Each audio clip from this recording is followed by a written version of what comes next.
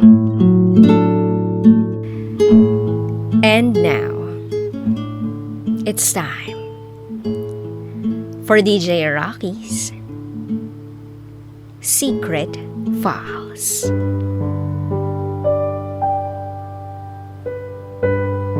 Ang hirap pala na lalaki ang mga anak ko na wala na ang kanilang ina. Hi DJ Raqi, sana mapili mo tong secret file ko. Fan mo ko at avid listener since 2018.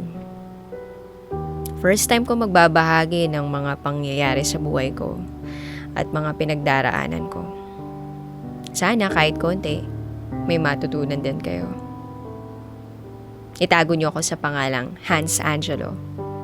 At ito, ang aking secret file. Way back 2007, first year high school na magkakilala tayo. Dahil sa classmate ko na best friend mo. Nakatayo ka sa corridor that time nang una kitang makita. Nalaman ko na kaibigan mo pala yung seatmate ko. Then I asked her kung anong pangalan mo. Joanna. Magandang pangalan, bagay sa'yo. Kasing ganda ng mukha mo. Kasing cute ng ngiti mo. Bagay na bagay sa'yo. Crush mo best friend ko, no? Tanong ng seatmate ko. Oo. Walang alinlangang sagot ko. Pinakilala ako ng kaibigan mo sa'yo. Walang pakundangan niyang sinabi na may gusto ko sa'yo. Mag-e-end ng first school year nang magsimula akong manligaw sa'yo. And second year high school, sinagot mo ako. Ito na siguro yung tinatawag na puppy love. High school love. First love. July 23, 2008. Official na tayo. Dito nag-start ang love story natin. Hindi ko yun makakalimutan. Years passed. Yung relationship natin going stronger and stronger. But then, third year college tayo na magdalang tao ka. Naging magulo ang takbo ng utak ko. Unang nalaman ng iyong mga magulang ang pagbubuntis mo. Munti ka na ako mapatay ng daddy mo kasi pinangako ko sa kanya na magtatapos muna tayo pero nabigo ko siya. Akala ko okay na pero nakatanggap pa ako ng mga masasakit na salita galing sa kuya mo. Na noong mga panahong yun ay nasa abroad at siyang nagpapaaral sa iyo sa kolehiyo. Tinanggap ko yun kasi sinira ako naman talaga eh. Deserve ko to. Alam ko na rin sa parents ko yun nangyari. Wala na rin naman silang magagawa kasi nandyan na. Public teacher si mama, si papa naman isang jeepney driver. Pero nakapagtapos si kuya sa kursong marine engineering at si ate naman sa kursong nursing. Hindi kami mayaman, sapat lang yung pamumuhay ng pamilya namin. Nagsama kami ni Joanna sa bahay ng parents ko. Tinapos lang ni Joanna ang isang semester. At uminto na siya sa pag-aaral. Ako naman, nag-working student. Ayokong iasa mga pangangailangan at yung mga gagamitan na magiging baby namin sa mga magulang namin. May 5, 2014. Yan yung date kung kailan isinilang mo yung panganay natin. Normal delivery at normal din si baby, Gianna. Sobrang saya. Lalo na nung masilayan ko siya. Sa totoo lang, naiyak talaga ako. Ang daming pangarap na pumasok sa isip ko. Hindi na ako nag-enroll nung pasukan. Nag-focus na lang muna ako sa work ko as service crew sa isang fast food chain sa isang mall. Malaking panginginayang sa akin ng parents ko. Kasi isang taon na lang gagraduate na ako. Pero para sa akin, hindi pa uli ang lahat. Sa amin ni Joanna para makapagtapos ng college. Ilang weeks mula nang maiuwi namin si baby. Nag-decide ang mga magulang namin na ikasal na kaming dalawa.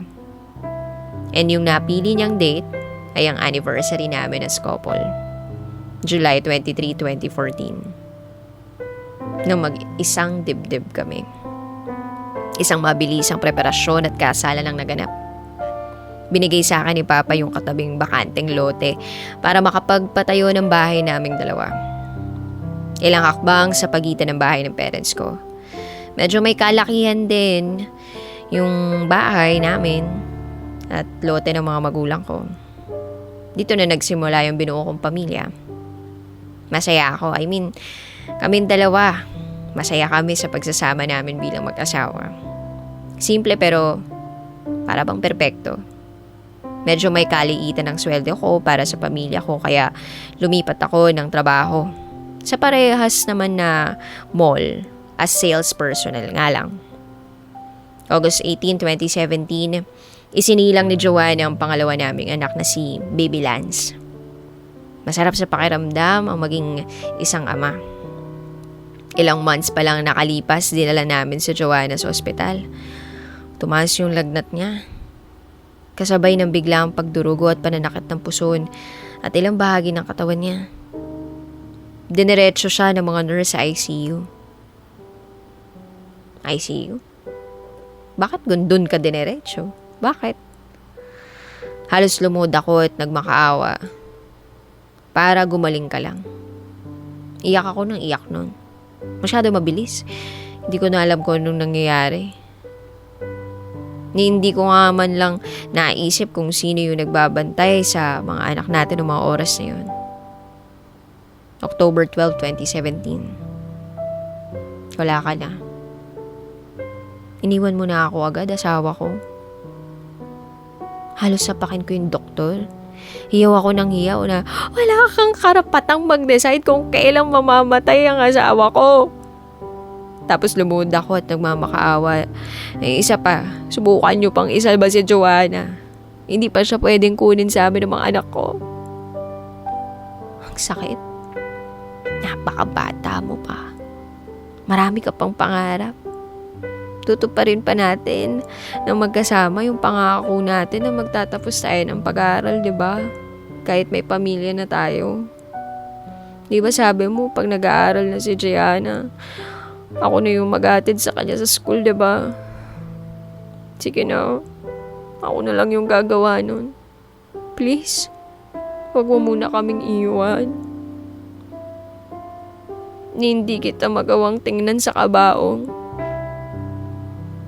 Pero dahil sa mga anak namin, pinilit kong tanggapin na wala ka na. Wala na talaga yung asawa ko. Ang sakit.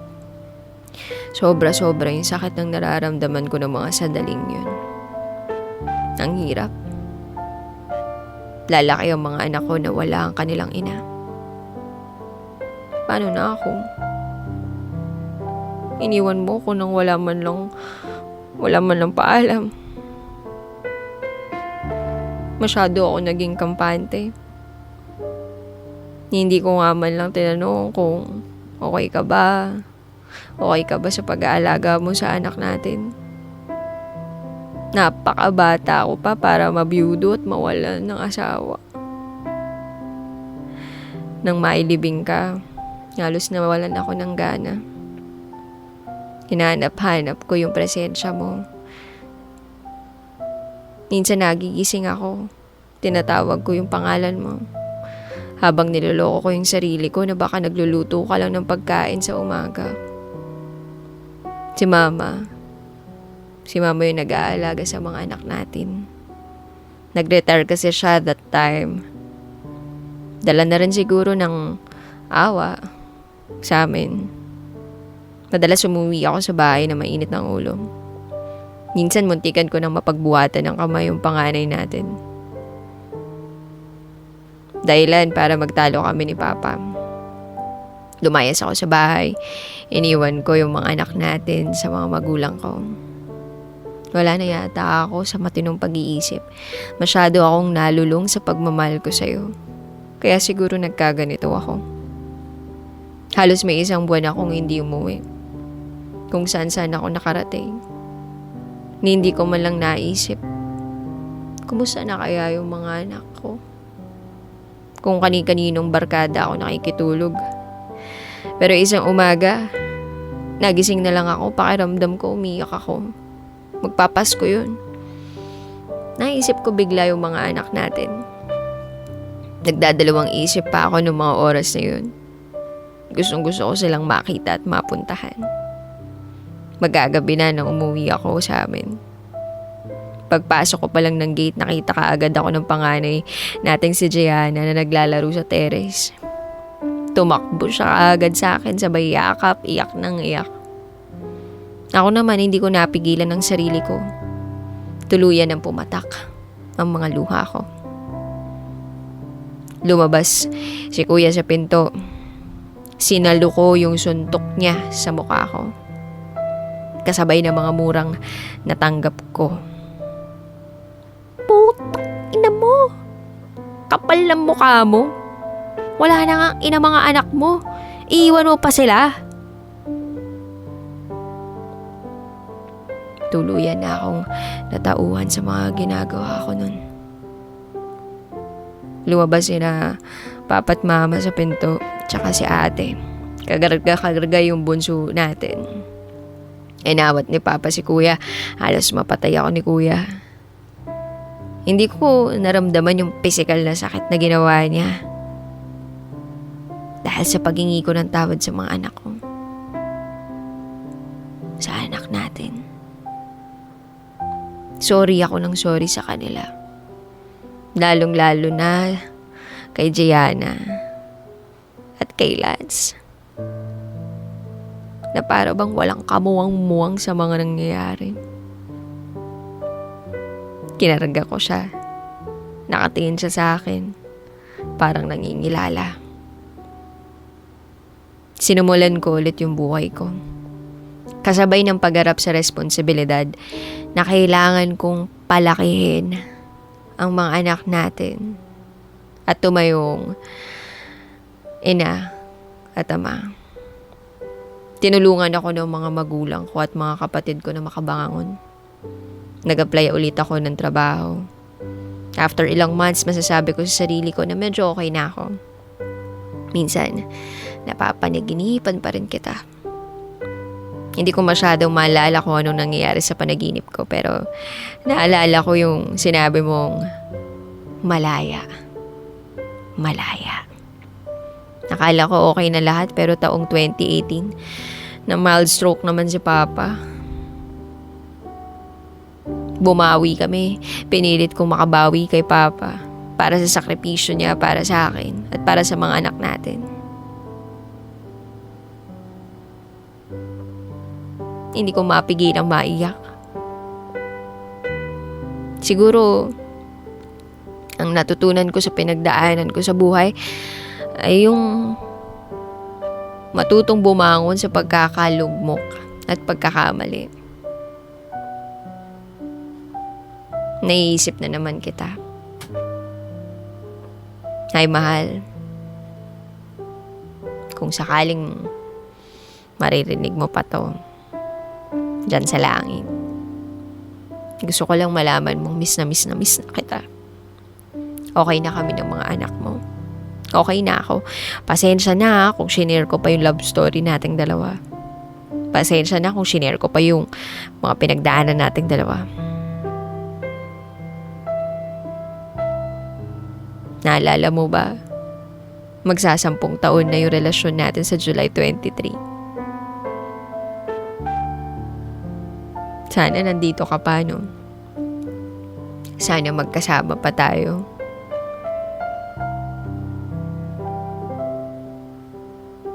Ilang taon na ako nagsiselebrate ng mga okasyon na hindi kita kasama. Sorry, mahal. Hanggang ngayon pa rin talaga. Nakakulong pa rin ako sa pagmamahal mo. Ang hirap. Sobrang hirap magpalaki ng anak mag-isa. Nawala ka sa tabi ko, nawala sa tabi mo yung kabiyak mo. Minsan kapag nalulungkot ako, pinapanood ko sa video CD yung kasal natin tsaka yung mga picture natin together. Sabi nila, bakit hindi ko na lang daw yung itapon o itago? Kasi kapag palagi ko pang nakikita, palagi pa kitang maaalala. Pero bakit ko gagawin yun? Ikaw, ang malaking parte sa buhay ko na nagpatibay sa akin. Kung sino, o ano man ako ngayon. Mahal na mahal kita. Muli, ako si Angelo. At ito, ang aking secret file. Always your number one SM radio station. Love Radio. Kabisyo, nakarelate ka ba sa secret file na binasa ko? Kung nakarelate ka, mag-subscribe ka na dito sa aming YouTube channel at pindutin mo na rin ang notification bell para updated ka sa mga susunod na episodes ng DJ Raqi Secret File.